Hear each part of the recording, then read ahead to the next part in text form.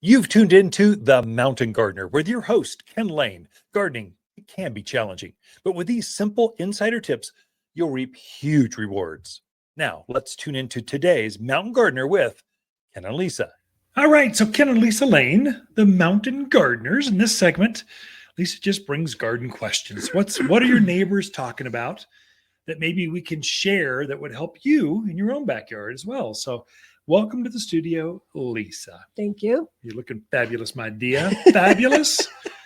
You look fall ready. I can see myself on the camera, and I can tell you. The great thing about audio, the terrestrial towers, they can't, all they hear are the voices, but we're starting to do this by video as well for vlogging or whatever. And you do have to watch what how you look more often.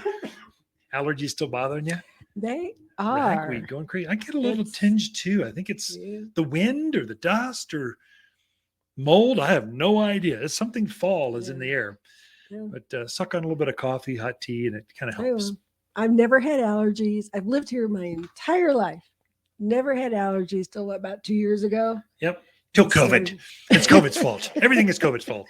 I always tell people I don't have COVID. I promise. It's just allergies. Because I feel fine. Nothing's wrong. But yeah, my voice and a cough. Well, you look fine. Well, okay. To this old guy. This is the man who's going blind and wears one contact. Okay, so anyway, we've had a couple customers in this week, and they're going, no, I really enjoy listening to you all, but you laugh so much that it's hard to follow what you're saying sometimes. So clean it up. No, they were very kind. Yeah. So we're just having too much fun on the airwaves. We get a little carried away sometimes. Sometimes it's better to have fun and be misunderstood than to not have fun and be understood. Yeah. We don't want to be deep and profound. I think Ben Franklin said that. Sure. Sounds like Mark Twain. You put their names on any statement. It sounds good no matter what. Yeah, it's an affirmation. Yeah. So garden questions. Yeah. What are we talking about? Well, so Mark really wants to put a Vanderwolf pine in his yard. That's great. And he was told, be careful, watch for drainage. They're very sensitive to that. Yeah. So he did a test hole. It took 48 hours for the water to drain out of there. Okay. Wants to know, what do you think? Should I do it? Should I not? Find another spot?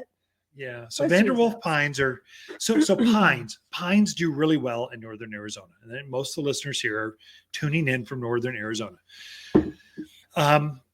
They do not, they adapt well because it's dry, it's arid, it's bright, it's high altitude, extreme temperature swings, everything that pine trees love. We have it here, except for soils that don't drain. And so if it drained I was hoping for 12 hours. You go, go fine. You're fine. Don't worry about it. You're overthinking this. 2 days to get the water out of the hole. That's a lot, especially in the monsoon patterns. Yeah. There's 2 times when we get real wet here. March, the first part of April, you get these real heavy, wet snows that take weeks to melt and disappear. You see damage on evergreens then. And the monsoons, August, September, lots of rain consistently, multiple times a week, where the whole, you'll get rain more than every 2 days. And so the plant never gets a chance to breathe. Pines don't like that. What can you do for this hole? So it was Mark, right? Correct. Mark, don't plant a Vanderwolf pine in that hole as it is. Change it up. Now, what we do is we create, in the industry, we call it a chimney.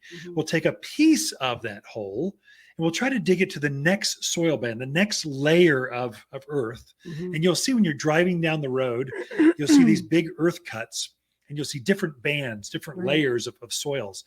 Well, you've got that in your yard too. You just want to try to dig down to the next layer and all of a sudden the plant will start draining. You can take a digging bar, a jackhammer, just a shovel and try to peck out a piece. When you see the soil texture change, test it again. My guess is it will now breathe, will drain. Plant your hole then. The other tip I can give you, and this is what I learned years ago, plant on a slight mound. So don't plant, whatever you do, don't plant in a divot, no matter where you're talking about in northern Arizona. Don't put it in a hole. That's what they do down in Phoenix, where it's 110 degrees out in June and it's midnight. It's just hot. So here we cool down. And so plants, and we get much more moisture. So you want the top of the root ball to be at soil level or even a little above, and mound that soil out. To be above would be critical for this Vanderwolf or pretty much any evergreen. No evergreen likes soggy, wet soil. And so to leave 2, 3, 4 inches of the root ball out of the ground, and then take some of this extra mulch, extra soil, topsoil, and then mound some dirt up. So when you finish, I don't see exposed root, but I see a slight mound. It's tapered, so it's no one will see it except maybe you, the gardener. And then put your irrigation on top of that mound. Put your water basin around that at the outside edge, and that will guarantee that at least 3, 4 inches of the root ball can breathe. That's a game changer. Your mortality rate will drop dramatically just with that technique. But the way it currently is, what the question was posed, took 2 days for my soil to, should I plant it there? The answer is no, unless you modify the hole or change it or raise bed or another part of the yard. So they're so sensitive to which makes them drought hardy. They're tough. They go through drought and hot and heat, low water. They got a lot of things going for them, but soggy soil ain't one of them. Right. So beware with that one. All right. Next question is from Don. He says, I think I heard you say to prune lilacs, not to prune lilacs this time of year. Okay. He said, if that's true, my maintenance man didn't get the same information. Get the memo. He wants to know, is there anything you can do at this point, or is the year? So have your wife go outside. The maintenance guys are out there. Have her hold them while you can slap them, because they just totally blundered the whole thing. There's no recovery at this point.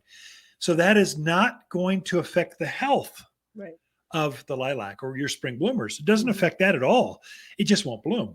So when they pruned it back this time of year, they cut off the flower bud that's been forming for 4 or 5 months. Now, is there enough time to possibly have new flower buds to form? It would be worth a try. I would try it. Or can we bulk up the flower buds that remain? Let's say there were some down towards the heart, the inside of that shrub, or off to the sides. Many times they'll cut back the top trying to get it down. And so you'll see these butchered lilacs, they bloom off to the sides and not up to the top. It looks like a Dr. Seuss lilac or something. But what I would do is I would fertilize that with the all-purpose plant food right away, like right now. And then I would get a bag of super phosphate specifically for them, add super phosphate to the fertilizer. Super phosphate 0,18,0. That middle number forms flowers. And so put that on there, pray for rain and snow through the winter, and you'll find out here next into March and April whether it worked or how much it worked.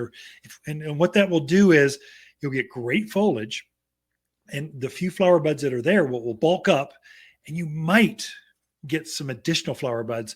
And then train your staff train your gardener. You prune lilacs in April and May. You don't prune them in November. Come on. Anyway. Probably May. Yeah, that was bad. But maybe you can recover. That's okay. Okay. It'll be beautiful. Just won't blow.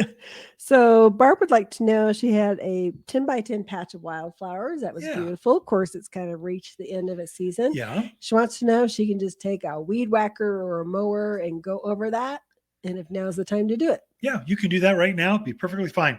So for our wildflowers, what we're going to do, so I've got a beautiful patch just outside the studio here. It's way bigger than 10 by 10. And it's fun to look out the studio while I'm writing garden columns and watch the birds, butterflies out there. It's just magical. Wildflowers do really well here.